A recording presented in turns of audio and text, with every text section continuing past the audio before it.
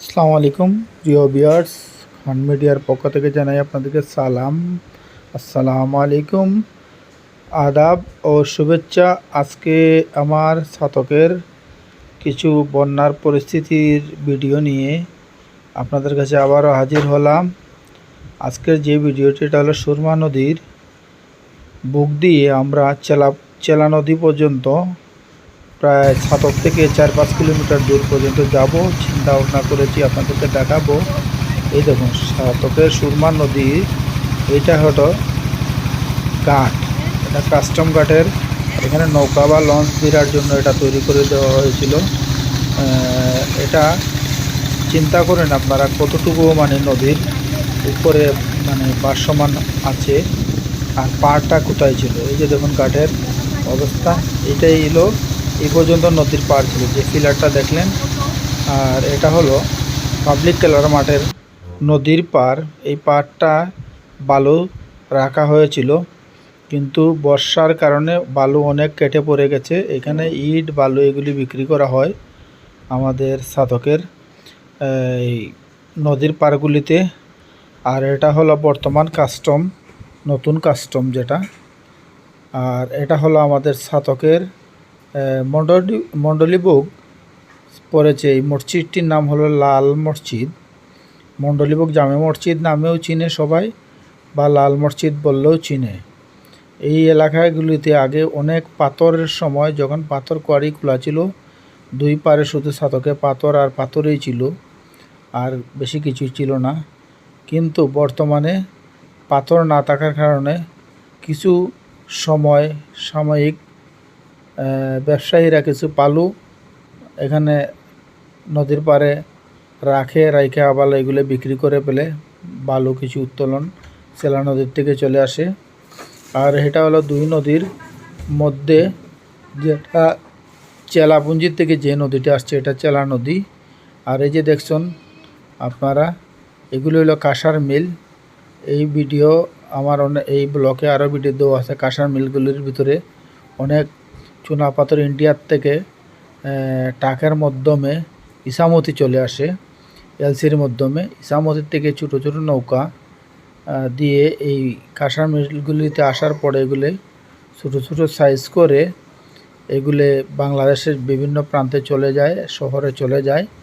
এগুলার ব্যাঙের সাইজ করে A3, 4 মানে যে যার পছন্দ মতো সাইজ। এই যে ছোটো ছোটো নৌকাগুলি, এগুলি সরাসরি পাহাড়ের পাশের থেকে চলে আসে চেলা নদীর মাধ্যমে।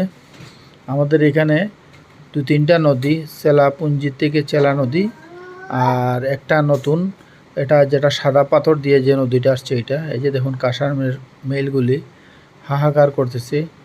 এখন বর্তমানে এলসি দিয়ে তেমন একটা পাথরও আসে না, যার কারণে। আর বন্যার পরিস্থিতি তো বুঝতেই পারছেন, বোঝা যাচ্ছে একটা নদী নয়, বিশাল বড় বড় সাগরের মতন। তাই এই আমাদের ছাতকের বন্যার পরিস্থিতির পঞ্চম দিনের যে ভিডিওটা, এই যে দেখুন বাড়িঘরগুলি দেখা যাচ্ছে, শুধু বোঝা যাচ্ছে যে নদীর মধ্যে ভাসমান। আমাদের এই বাড়িঘরগুলি আসলে নদীর মধ্যে ভাসমান নয়, এটি বাড়িঘর বিটা বাঁধা, কিন্তু পানির কারণে, পাহাড়ি ডোলের কারণে হঠাৎ এই যে নদী দিয়ে আমরা এখন যাচ্ছি, এটা হলো চেলাপুঞ্জির চেলা নদী। এই নদী দিয়ে সরাসরি আপনি চেলাপুঞ্জিতে যেতে পারবেন, তবে বাংলাদেশের সীমানা পর্যন্ত যেতে পারবেন। এর পরবর্তীতে আপনার যাওয়ার অনুমতি নাই ভিসা পাসপোর্ট ছাড়া, কারণ এইদিকে ভিসা পাসপোর্ট ছাড়া দিয়েও যাওয়া যায় না, কারণ ওইদিকে কাঁটাপাতারের আছে, কাঁটাতারের বেড়ার কারণে। আর যারা এলসির ব্যবসা করে তারা অবশ্যই ওই দিকে একটা রাস্তা আছে, ট্রাক ঢুকে, ট্রাক এসে আমাদের বাংলাদেশে ইসামতি যে জায়গাটা, এটা সনবাড়ি এলাকায়, এই যে আমি আপনাদের জায়গায় দেখাচ্ছিলাম, ওই যে কালা পাহাড়গুলি দেখতে পাচ্ছেন, ওই যে গাছপালার পিছন দিকে, এটাই হলো মেঘালয়ের পাহাড়। আর এই মেঘালয়ের পাহাড় আমাদের ছাতকের পার্শ্ববর্তী থাকার কারণে ওই এলাকায় যখন ভারী বৃষ্টি হয়, তখন আমাদের ছাতকে বন্যায় আমরা জর্জরিত হই মাঝে মধ্যেই। কারণ বৎসরে 2বার 3বার 4বার 5বারও সব বন্যা হয়ে যায়। তবে সবচেয়ে বেশি বন্যা হয়েছিল 2022 সালে। আর এর আগে আরেকবার বন্যা হয়েছিল, আপনাদেরকে আমি বলেছিলাম। এক মাসের ভিতরে 4 থেকে 5বার ওই ভিডিও আপনাদেরকে দেওয়া আছে। এক মাসের ভিতরে যদি 4-5বার একটি এলাকায় বন্যার পানি হয়, তাহলে আপনারাই বুঝতে পারবেন আমাদের সিলেটের ছাতক বা সুনামগঞ্জ জেলার ছাতক কী অবস্থায় আছে। আর এই যে দেখুন বাড়িঘরের এই যে এই নদীগুলি, এই যে কলগেটের মতন এগুলি নৌকা, এগুলা সরাসরি ইন্ডিয়ার পাশ থেকে, সীমানার পাশ থেকে চুনা পাথরগুলি যে এলসির মাধ্যমে চলে এসে বিভিন্ন কাঁসার মিলে এগুলোকে ভেঙে ছোটো ছোটো করে বিভিন্ন কাজের জন্য ব্যবহার করা হয়, ওনারা নিয়ে যান। আর এই যে দেখুন বন্যার চতুর্থ সাইড থাকার কারণে আমরা যেটা দেখতে পাচ্ছি, এটা হলো ছাতকের কুচবাড়ি কিছু বন্যার ত্রাণ নিয়ে আসছে একটি কলগেটের মতন নৌকা। এই ত্রাণগুলি বিতরণ করতেছে, আমরা দেখতে পারতেছি। এখানে লাইন দাঁড়িয়ে অনেক বন্যার্থরা দাঁড়িয়ে আছে ত্রাণ নেওয়ার জন্য। আর আমরা এটা হলো চেলা নদী, এটার পানিটাই তো এত সুন্দর, দেখতেই পাচ্ছেন আপনার। পাহাড়ি পানি খুব সুন্দর।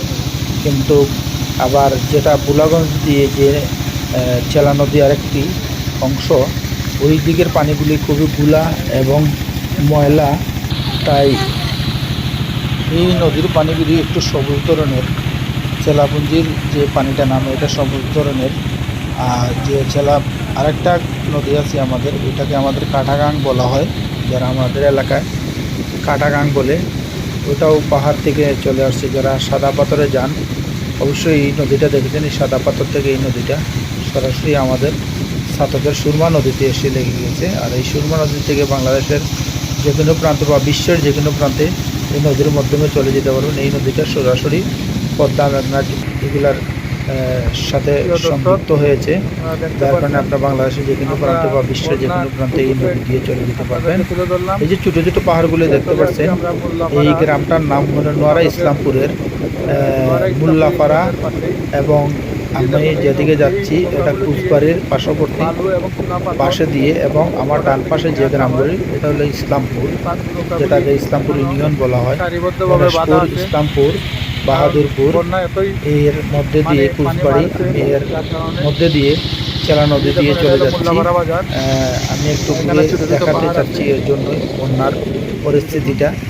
তাই ছোটো ছোটো পাহাড়গুলি তো দেখতে পাচ্ছেন, এই পাহাড়গুলি অনেক সুন্দর। কিন্তু এই পাহাড়গুলিতে কেউ গাছ রোপণ না করায় অনেকটা মনে হয় সরকারি সম্পদ আমার সম্ভবত, যার কারণে এইগুলিতে কেউ গাছ রোপণ করে না। এইভাবেই ছোটো ছোটো গাছ হয় এই পর্যন্তই। আর এলাকার মানুষে দেখে এই আর কিছু করার মতো থাকে না। আর এটি হলো আমাদের এলাকায় মুল্লাপাড়ার নৌকা হিসাবে পরিচিত। এই নৌকাগুলি সরাসরি বর্ডারে চলে যায়, বর্ডার থেকে বালু নিয়ে আসে বা চুনা পাথর এগুলি সবসময় বহন করে ক্যারিং করে এনে বড় বড় বলগেট বা কার্গোর মাধ্যমে দিয়ে যায়। এই হলো আমাদের এই এলাকার আর এটা হলো এই আমাদের ছাতকের পৌরসভার শেষ প্রান্ত, যেটা মুল্লাপাড়া বাজার বলা হয়। এই মুল্লাপাড়া বাজার। আর এখানে সবচেয়ে শীতকালীন সময় আসলে ছোটো ছোটো পাহাড়, খুব সুন্দর ফল ফ্রুটের গাছ আছে।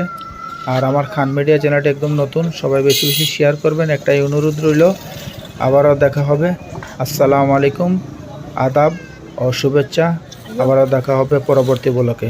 বিদায় নিলাম।